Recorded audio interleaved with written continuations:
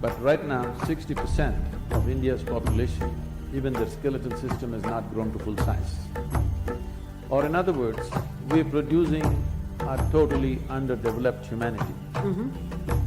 No man or woman wants to leave their home and go somewhere else to some strange land and live there just for survival. Nobody wants to do that.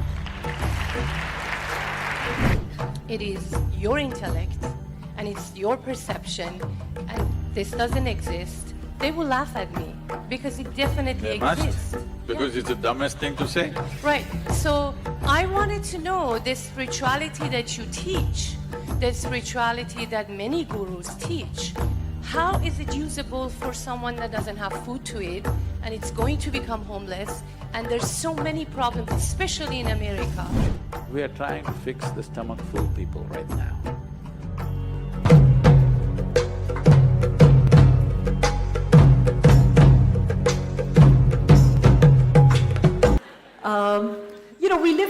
We live in a world of contrasts, at least as I perceive it.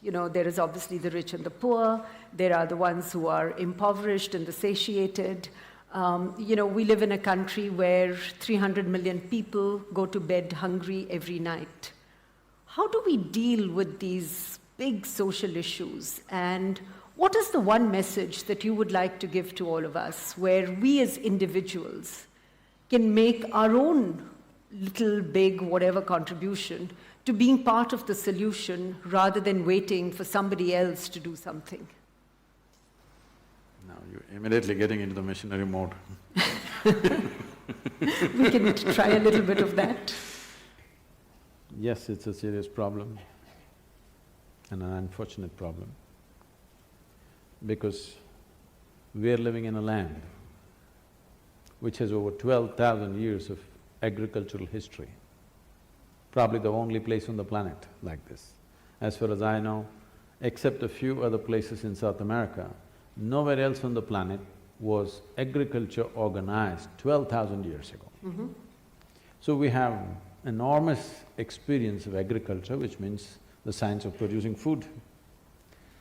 And we're living in a land where 12 months of the year you can grow what you want. Many farmers in Tamil Nadu take 6 crops, 4 crops actually, but in between the intercropping, totally 6 products they're taking out of the same piece of land. Right. Nowhere else on the planet this is really possible. In spite of this, half the people are hungry simply because of apathy, not because of lack of food, not because that it is not possible to fulfill this. I feel a focused effort in a matter of 5 years, 5 to 8 years, very comfortably we can crest this.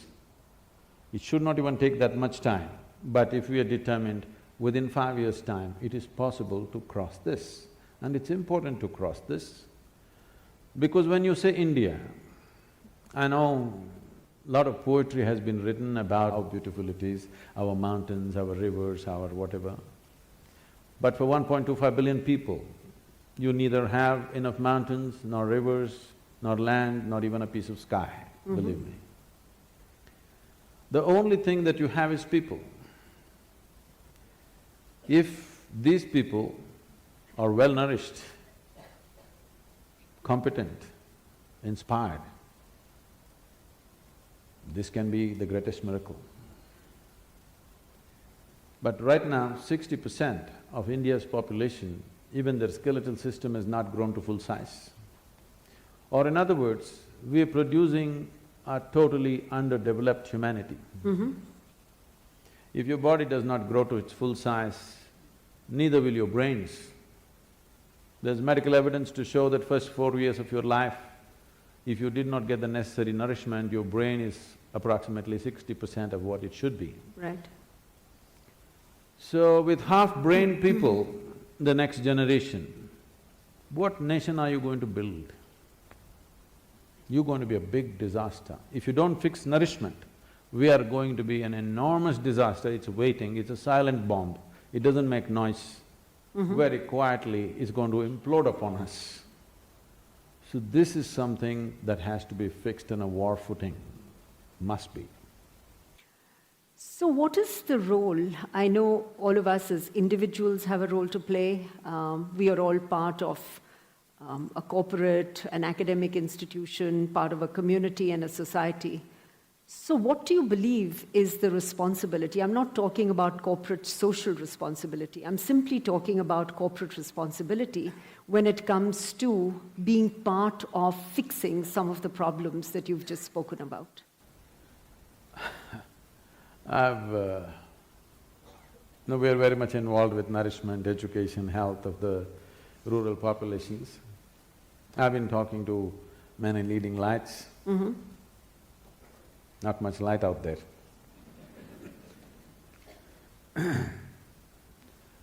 Whenever I speak to a lot of people, not all of them, many of them, if I tell them, we're planting 114 million trees, you could do something, they'll tell me a very passionate story, how his wife or his mother has a trust where she planted 108 trees around their factory, and how they have grown, how beautiful they are and how they're enjoying it. In all this passion, I just, okay, what's there to say? 108 trees are good, I'm not saying no, but if your capacity was only 108, I'll bow down to you. Your capacity is 108 million, not 108, but you're satisfying yourself with 108. You talk about nourishment, you say, you know what, my maid's children, they were so malnourished, 3 of them, every Sunday we feed them. These kind of stories I've heard of great compassion and love. So, there is a whole culture of doing something for your satisfaction or doing something because you want to buy a ticket to heaven. I want people to come to a place where you being fulfilled should happen within you. If you want to go to heaven, please leave. But if you want to be a solution, there's another way to work. Right. I fed 2 children and I feel very happy. It's all right, I appreciate that. I'm glad for those 2 children. But this is not a solution, this is only for satisfaction. So it's time, at least those people who are in a certain level of capability, I would say, when I say capability, all of you are thinking, oh, okay, some big corporate leader. I'm saying all of you are in a certain level of capability who should see how to bring a solution, not do something for your silly satisfaction. You can be satisfied by eating food, by simply sitting quietly, by sleeping well, doing whatever. Satisfaction need not come through somebody else's suffering. You don't have to fulfill your satisfaction because of this, somebody is suffering, that is not the basis of your suffering. And if you buy a ticket to heaven through that suffering, I don't know, heaven will turn into hell probably for you. I hope it does. The power of inclusiveness. Now, if we go back in the world, say 30 years, we see that there were many signs of opening. Walls were coming down. Many initiatives were taken to open up the world, which I think brought many benefits. If we look around the world now, there are many signs of closure. Walls are being constructed, there are many policy measures being taken by many governments, closing borders to persons, closing borders to goods. I wonder if I may ask how you see all this? See, yes, it's true, you're seeing that as a global situation, but we need to understand this. Bringing down walls without bringing down economic disparity is not going to work.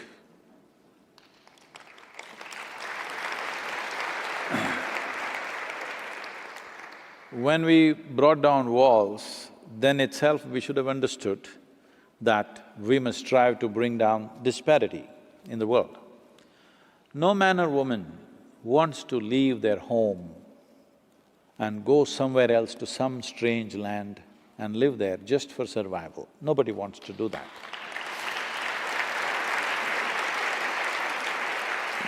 But it is estimated that in the next decade, there could be about 1.7 to 1.8 billion people moving or migrating.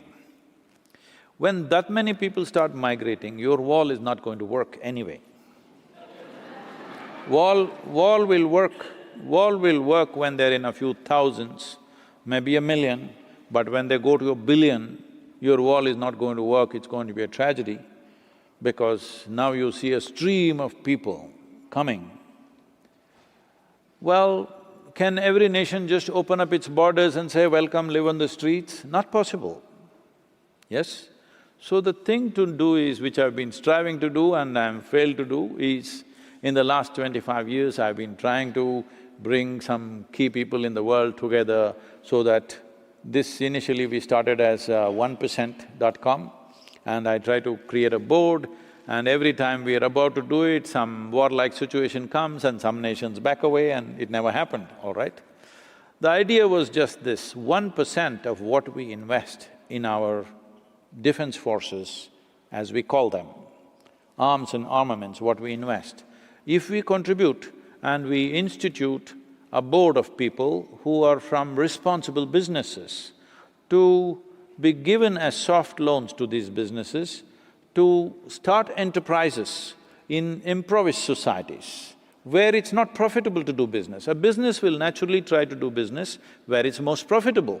You cannot ask them to go and do business somewhere in one corner of Asia or Africa because they are looking at their profitability. Essentially, this attitude is because money is expensive. The money is expensive. If you give them a softer money, which is not expensive, for a gestation period of 12 to 20 years and very soft kind of cushion for them to develop an enterprise, develop the talent and create industry and business in impoverished societies, the reason for these people to migrate will go. Instead of making that investment, you invest in putting up walls, you will see walls will work to a certain point. I'm not even saying it's wrong, because the sovereignty of a nation is essentially determined by the geographic borders. I'm not saying every nation can open up and let people inside, it's not possible to do that. But you will not be able to control it this way, nor is it very humane to do it that way. So the only way is, in some way we must see how economic disparity is lowered. We cannot level it absolutely, it's very, very far away, leveling it.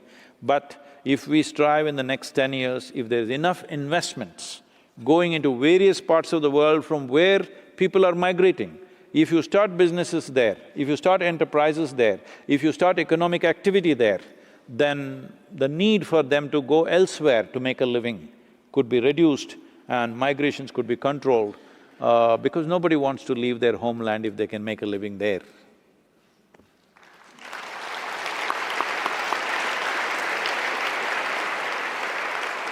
The population I work with that are in the verge of homelessness or they're addicts, if I tell them that it is your intellect and it's your perception and this doesn't exist, they will laugh at me because it definitely exists. Because it's the dumbest thing to say. Right. So I wanted to know the spirituality that you teach, the spirituality that many gurus teach. How is it usable for someone that doesn't have food to eat and it's going to become homeless, and there's so many problems, especially in America? I mean, of course I teach them resiliency, it's a different fact, but every time I want to open my mouth and use some of your teachings, I have to step back. Now, the first problem is that you believe in the teachings, because this is the problem with the entire world. They've been cultured in some belief or the other. This is what is significant about what is referred to as Sanatana Dharma or what is referred to as the Indian way of looking at things is, this is not a land of belief systems, this is a land of seekers. Never ever were anybody encouraged to believe anything. If you see anything that comes from that land, you will see it is all about questions, never about a belief system. If you enter an Indian home, in the same house, 5 different people are worshipping 25 different gods and goddesses. They're still not made up their minds, which is… and they have no problem, they'll never fight about it because it's a land of seeking. So, first mistake you make is you believe what I say. I am constantly reminding you, don't believe a goddamn thing that anybody says. But don't be foolish enough to disbelieve it either. All you have to do is experiment with it. Does it work or doesn't work? If it works, you keep it, otherwise rubbish it, what's the problem? Now, about somebody being hungry, somebody being homeless, somebody being in a war zones, all kinds of horrible things are happening on the planet. I am not ignorant of it. Anyway, you said living in a temple. I am not living in a temple. I am more of the world than you are. Every day, I want you to understand, I am running a volunteer organization with over 4,000 full-time volunteers and over 3 million part-time volunteers doing variety of work, huge projects, over a dozen businesses and the spiritual movement, okay? Now, I want you to understand, more things are going wrong with my life on a daily basis than anybody's life. Now, when a man is hungry, if you try to tell him, your intellect is the source of your problem, it's obscene. It's obscene, it's nothing short of that. I never spoke to hungry people and said, your intellect is the source of the problem. I'm talking to people who are bulging in so many ways. In their head and in their body, they're bulging. I'm only talking to that segment of the population. Those who are not fed well, I'm doing social projects.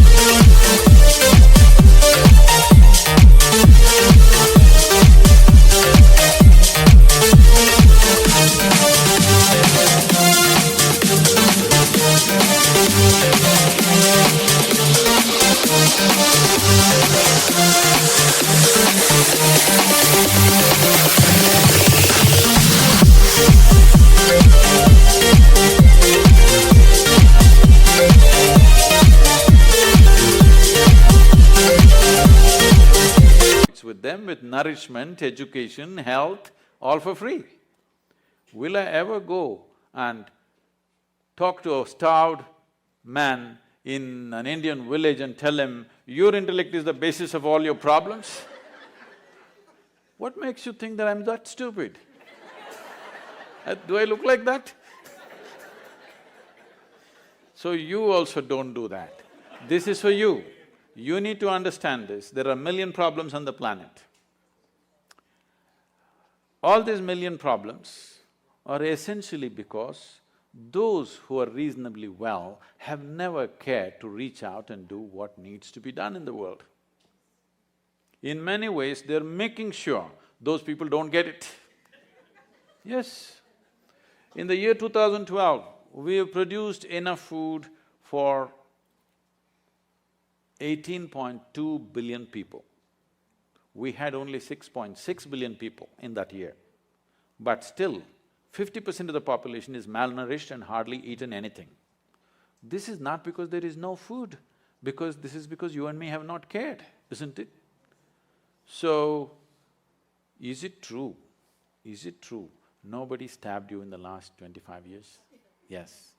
But is it also true you're suffering various things of tension, stress, anxiety, this, that? Is it a product of your mind or somebody else poking you from outside? It is your reaction to the existential situation outside.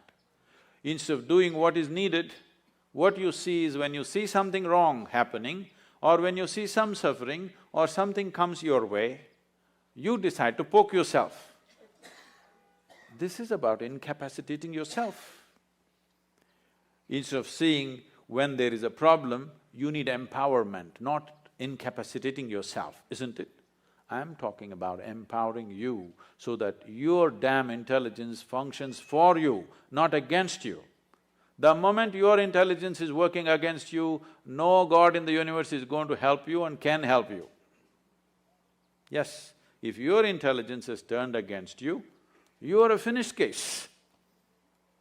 So I'm saying, first let your intelligence work for you. If it works for you, there are many miraculous things that you can do for all those people who have still not eaten properly, for whom basic things have not been taken care of.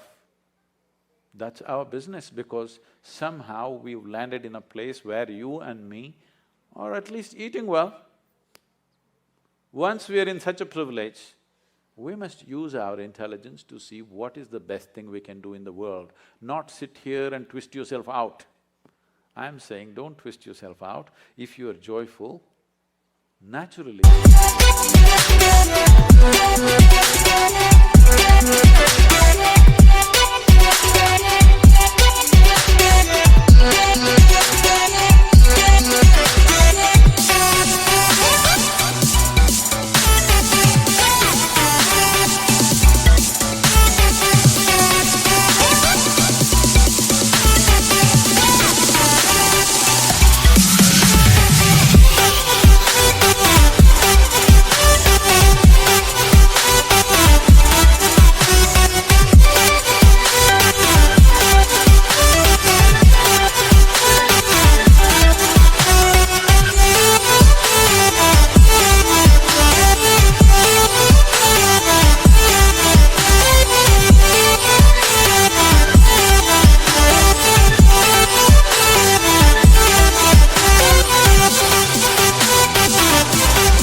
you will do the best things you can do. If I meet you when you're very happy, will you be nice to me?